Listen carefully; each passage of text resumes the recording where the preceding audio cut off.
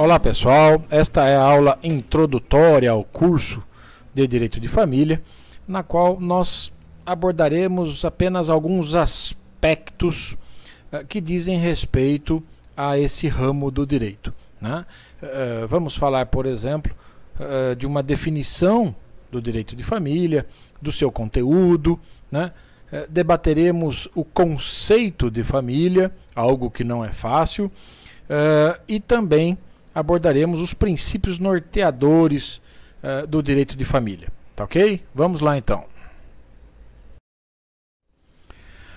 O direito de família constitui o complexo de normas, é aquele conjunto de regras jurídicas que regulam a celebração do casamento, a sua validade, as consequências que resultam da união conjugal, as relações pessoais e econômicas, patrimoniais da sociedade conjugal, a dissolução da sociedade e do vínculo conjugal, né, assim como a união estável, né, as relações entre pais e filhos também, né, as relações de parentesco, os vínculos do parentesco, né, e, por fim, os institutos complementares da tutela, da curatela e da tomada de decisão apoiada. Envolve, dentro desse conceito, evidentemente, outros detalhes que veremos agora ao tratarmos do conteúdo do direito de família. Como vocês já sabem, o Código Civil de 2002 ele é dividido em duas partes, a parte geral e a parte especial. A parte especial tem 5 livros, e o livro 4 do Código Civil, livro 4 da parte especial do Código Civil, foi o livro destinado ao direito de família, né? E ele está dividido em 4 títulos, né? O primeiro, chamado Direito Pessoal, em que ele trata de casamento e das relações de parentesco. O título 2, denominado Direito Patrimonial, em que são abordados os regimes de bens entre os cônjuges, alimentos, o bem de família. O título 3, União Estável, e o título 4, o último livro do direito de família, último título, né? Título 4, o último título do livro do direito de família, que trata da tutela, curatela e tomada de decisão apoiada. Esmiuçando esses títulos, né, o conteúdo deles, né, a gente chega ao conteúdo deste curso de direito de família, tá? Estamos começando com esta aula através de uma introdução ao direito de família. Depois teceremos comentários gerais sobre o casamento, algumas noções gerais apenas, né? E ainda sobre casamento, falaremos em seguida sobre a capacidade para casar, os impedimentos e as causas suspensivas do casamento, a habilitação para o casamento, a celebração dele, as provas do casamento, né? Trataremos também em seguida dos casos de nulidade e anulabilidade do casamento, as consequências, a eficácia, né, os efeitos jurídicos do casamento, a dissolução da sociedade e do vínculo conjugal, o regime de bens entre os cônjuges, união estável, parentesco e filiação, adoção, poder familiar, alimentos, tutela, curatela e tomada de decisão apoiada. Este é o conteúdo, evidentemente ainda não explicado, né, apenas de maneira sucinta, do curso de Direito de Família, ok? Falemos um pouco sobre a família, né? O que se entende por família? Aliás, é possível conceituar família, né? A verdade, gente, é que dar um conceito para a família é algo extremamente difícil, né? O conceito de família, ele hoje está revestido de uma significação social, jurídica, psicológica muito alta, né? Não se conceitua família. Você ao tentar conceituar família, você corre o risco de cometer um erro grave, né? Penso que a família já há algum tempo deixou de ser aquele núcleo de reprodução, né? Aquele núcleo econômico, né? E passou a ser um ambiente de amor, de afeto, né? Hoje ela é vista mais dessa maneira do que aquele núcleo econômico, patrimonial ou reprodutivo que era antigamente, né? E com essa alteração, né, para um espaço de afeto, de amor, essa alteração fez surgir inúmeras outras representações sociais para a família, né? A família, então, acredito, ela não deve ter uma definição estritamente jurídica, né? É arriscado. Mesmo assim, nós tentaremos defini-la aqui, mas é complicado fazer isso, né? A família antigamente era constituída exclusivamente pelo casamento, né? O objeto do direito de família, né, era apenas o casamento, né? Eu penso que não é possível apresentar um conceito absoluto de família, então, tá? Um conceito único de família. Se tentarmos fazer isso, estaríamos fugindo da realidade. Essa é que é a verdade, ao menos em minha opinião, né? A Constituição Federal de 88, ela faz referência a 3 espécies ou 3 categorias de família expressamente, né? O casamento, o núcleo, a família monoparental, né? E a união estável, está lá no artigo 226 da Constituição Federal, né? Começa dizendo que a família é a base da sociedade e tem especial proteção do Estado. Em seguida, os parágrafos mencionam o casamento, reconhece a união estável como entidade familiar, né? E lá no parágrafo 4º trata da chamada conhecida família monoparental, né? Que é a comunidade formada por qualquer dos pais e seus descendentes, né? Repito que até a Constituição Federal, mais ou menos, né, a ordem jurídica brasileira, ela reconhecia como, digamos, família legítima apenas aquela decorrente do casamento, né? A Constituição Federal realmente veio mudar isso drasticamente, né? Num dispositivo dá para dizer que ela afastou séculos de preconceito, né? E instaurou a igualdade entre o homem e a mulher, né? Aumentou o conceito de família, né? Passou, digamos, a proteger de forma igualitária todos os membros da família, né?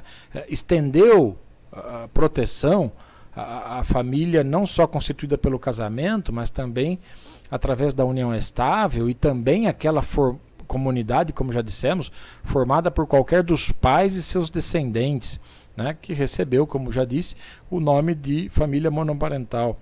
Além disso, né, a Constituição também consagrou a igualdade dos filhos, havidos ou não do casamento ou por adoção, né, garantindo a eles os mesmos direitos e qualificações, né?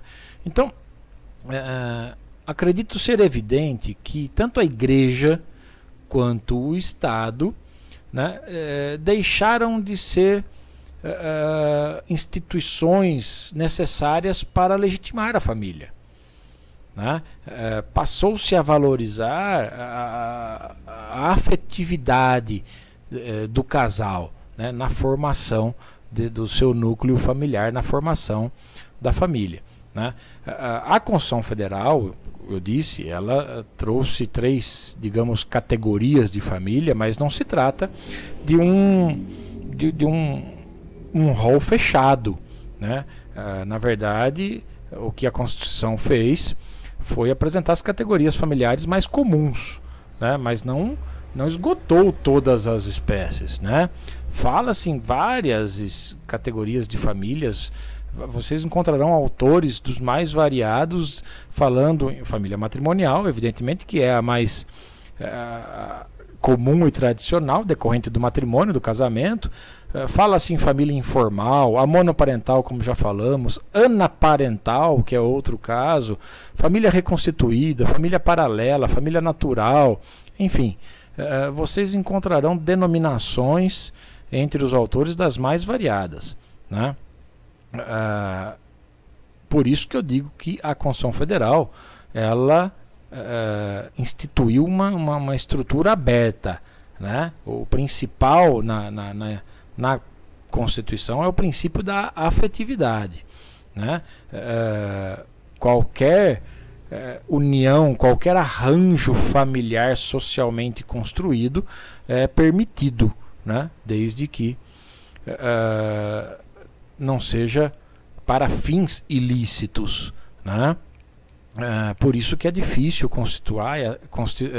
conceituar família hoje em dia, né? Ainda assim, eu vou apresentar um conceito para vocês aqui. Ele é do, salvo engano, do Pablo Stolze Gagliano e do Rodolfo Pamplona Filho, né? Eles também sustentam essa dificuldade de conceituar família, mas ao mesmo tempo se arriscam, né? E eles reconhecem que é um risco apresentar um conceito. E eles dizem que família é o núcleo existencial integrado por pessoas unidas por vínculo socioafetivo, teleologicamente vocacionada a permitir a realização plena dos seus integrantes, segundo o princípio constitucional da dignidade da pessoa humana. Observem alguns pontos importantes nesse conceito. O núcleo existencial, evidentemente formado por mais de uma pessoa, né? Para ser família, é requisito fundamental, pelo menos, no mínimo, né, ter duas pessoas. Vínculo socioafetivo, né? Como eu já disse antes, a efetividade, né, é justamente a afetividade que vai justificar o vínculo entre os membros de uma família, né? E que, consequentemente, vai gerar a família, né? A família nada mais é do que um fato da sociedade, um fato social, e que gera consequências jurídicas, né?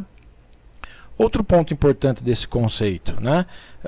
Vocacionada, né? Então, esse núcleo, essa união, né? Vocacionada a permitir a realização plena dos seus integrantes, né? Então, seja independentemente da intenção pela qual se constitui uma família, né, que pode ter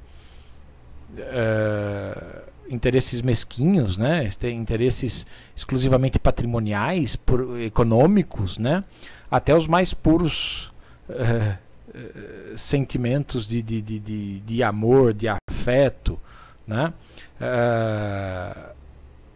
Uma intenção pode ser a emancipação, né, conveniência social, né, enfim.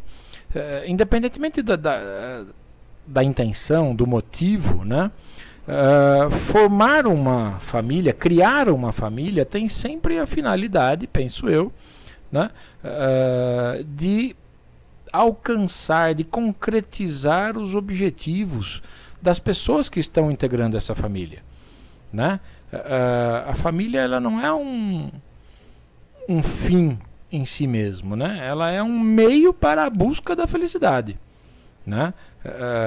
E um meio para a realização pessoal de cada indivíduo, né? Ainda que existam, né, em que pese existir pessoas ou arranjos ou núcleos familiares que são constituídos sem o menor afeto, sem a menor paixão, ou sem o menor amor, né? Enfim, não é algo fácil definir família, né? Não, todos aqueles autores que definem família partindo de um conceito extremamente jurídico, né? A comunidade formada pelo pai, pela mãe e pela prole, pelos filhos. A união de pessoas ligadas por vínculo de parentesco, né? Então, num sentido lato, amplo, né, mas ainda assim estritamente jurídico, vários autores conceituam família, estabelecendo como mola propulsora dela a relação de parentesco, né? Então, família é quem possui de relação de parentesco. Essa é a sua família, né? A sua família é formada pelas pessoas com as quais você possui relação de parentesco. Num sentido mais estrito, a família seria a comunidade formada pelos pais e seus filhos. Eu prefiro o sentido mais amplo, em que se afasta aquele conceito estritamente técnico jurídico, né, para caracterizar a família, ok? Evidentemente, tenham a opinião própria sobre isso, né, mas eu penso que o conceito, quanto mais aberto possível, melhor. É por isso, inclusive, que se fala muitos autores falam em famílias, direito das famílias, estatuto das famílias, né? Porque família é algo muito mais amplo do que um simples conceito técnico baseado numa norma, tá ok? Vamos agora falar um pouco dos princípios norteadores de todo o direito de família. Um deles é o princípio do respeito à dignidade da pessoa humana. Como vocês já sabem, a Constituição Federal de 88 elevou a fundamento da República Federativa do Brasil a dignidade da pessoa humana. E isso, na verdade, constitui um princípio fundamental, né? Eu chamo de princípio dos princípios, norteia até outros princípios, né? É claro que se trata de um princípio geral, que se aplica a toda e qualquer área, né? Mas a verdade é que também se constitui como a base de uma comunidade familiar, né? Garantindo a ela o pleno desenvolvimento e a realização de todos os membros de uma família, né? É comum se ouvir que o direito de família é o mais humano de todos os ramos do direito, né? E é justamente por isso que se torna necessário pensar o direito de família na atualidade, né? Pelo ângulo dos direitos humanos, certo? Daí a importância desse princípio constitucional da dignidade da pessoa humana, que obviamente norteia o direito de família. Outro princípio é o da igualdade jurídica dos cônjuges e dos companheiros, né? O patriarcalismo não se coaduna mais com a nossa época atual, né? A Constituição Federal, lá no artigo 226, parágrafo 5º, estabeleceu que os direitos e deveres referentes à sociedade conjugal são exercidos igualmente pelo homem e pela mulher. Alguns chamam esse princípio simplesmente de princípio da igualdade, né? Que o sexo, na verdade, sempre foi fator de discriminação, né, contra a mulher. E a Constituição Federal pôs uma pedra em cima disso e acabou definitivamente, a duras penas, né, com a desigualdade no tratamento entre o homem e a mulher, né? Esse princípio também fica claro no Código Civil, nos artigos 1567 e 1568. Mais um princípio é o da igualdade jurídica de todos os filhos. Está lá na Constituição Federal, no parágrafo 6º do artigo 227. Né? Diz esse dispositivo da Constituição que os filhos, havidos ou não da relação do casamento ou por adoção, terão os mesmos direitos e qualificações, proibidas quaisquer designações discriminatórias relativas à filiação. Não se fala, esse dispositivo, esse texto é praticamente repetido no Código Civil, no artigo 1596. Não se fala mais em filiação legítima e ilegítima. Não interessa se o filho nasceu de um casamento, de uma união estável, ou se ele é extramatrimonial. Não interessa se ele é adotado. Filho é filho, né? Todos os filhos têm os mesmos direitos, né? As mesmas qualificações, né? E é absolutamente proibida qualquer menção que gere discriminação relativa à filiação, certo? O princípio da paternidade responsável e planejamento familiar é outro que norteia o direito de família. O parágrafo 7º do artigo 226 da Constituição Federal, ele dispõe que o planejamento familiar é livre decisão do casal e é fundado nos princípios da dignidade da pessoa humana e da paternidade responsável, né? O texto do parágrafo 7º é o seguinte, do artigo 226 da Constituição Federal: fundado nos princípios da dignidade da pessoa humana e da paternidade responsável, o planejamento familiar é livre decisão do casal, competindo ao Estado propiciar recursos educacionais e científicos para o exercício desse direito, vedada qualquer forma coercitiva por parte de instituições oficiais ou privadas. Então, o planejamento familiar compete aos membros da família, ao casal, né? Não compete, não é o Estado não pode intervir nisso, né? A igreja não pode intervir nisso, né? Então, a quem cabe isso, né? Essa responsabilidade aos genitores, cônjuges ou companheiros, né? No Código Civil você encontra dispositivo semelhante lá no parágrafo 2º do artigo 1565. Um outro princípio é o da comunhão plena de vida baseada na afeição. O artigo 1511 do Código Civil, ele diz que o casamento estabelece comunhão plena de vida, com base na igualdade de direitos e deveres dos cônjuges, né? Então, o fundamento básico para que haja uma comunhão plena de vida, né, é necessário o afeto, a afeição, né? Então, o fundamento básico do casamento e do companheirismo, né, é a afeição entre os cônjuges ou conviventes, né? E a necessidade de que essa afeição, de que essa união institua realmente, né, concretize uma comunhão de vida, uma comunhão plena de vida, né? Quando não há afeição, né, quando não há afeto, né, é que ocorre a ruptura da união estável, né, a dissolução da união estável, uma separação, o divórcio, a dissolução da sociedade ou do vínculo conjugal, né?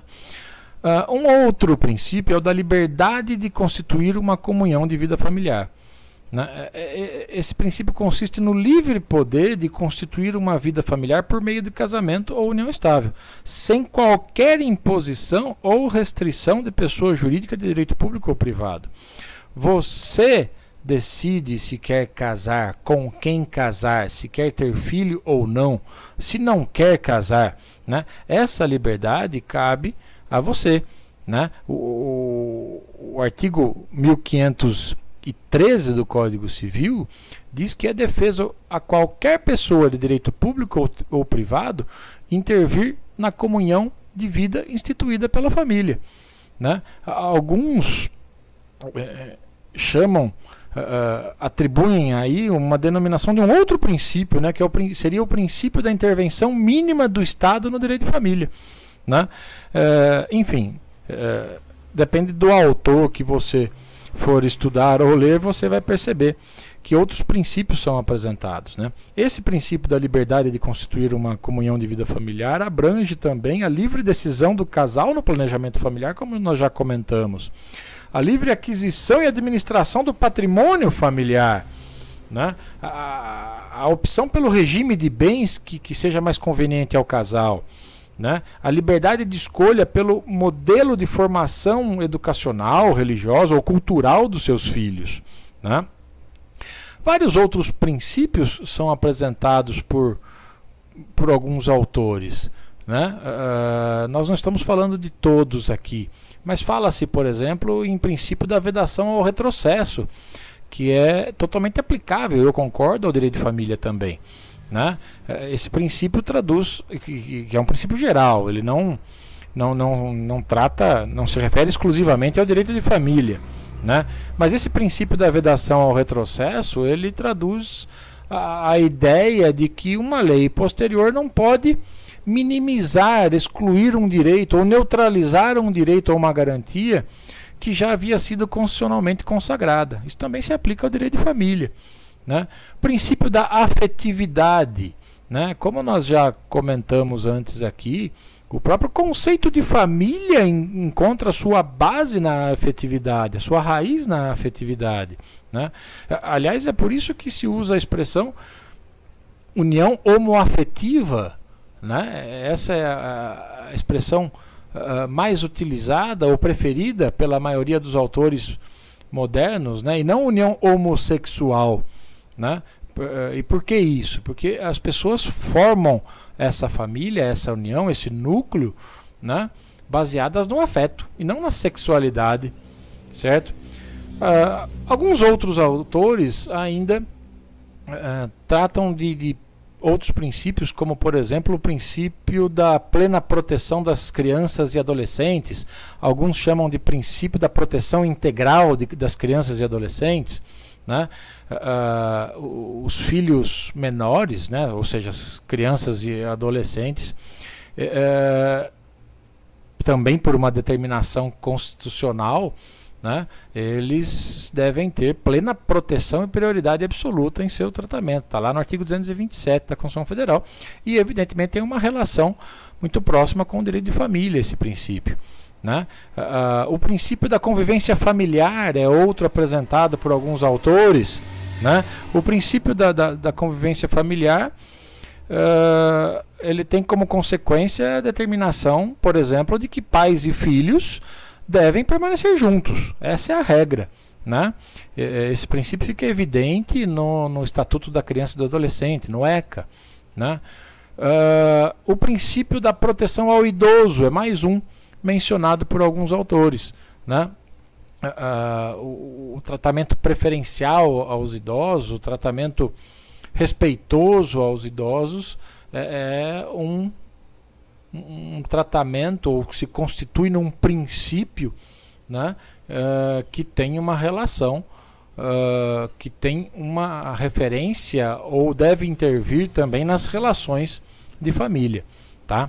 Enfim, existem outros princípios apresentados pelos autores, né, e nós comentamos aqui apenas alguns deles, ou pelo menos certamente os principais princípios, ok?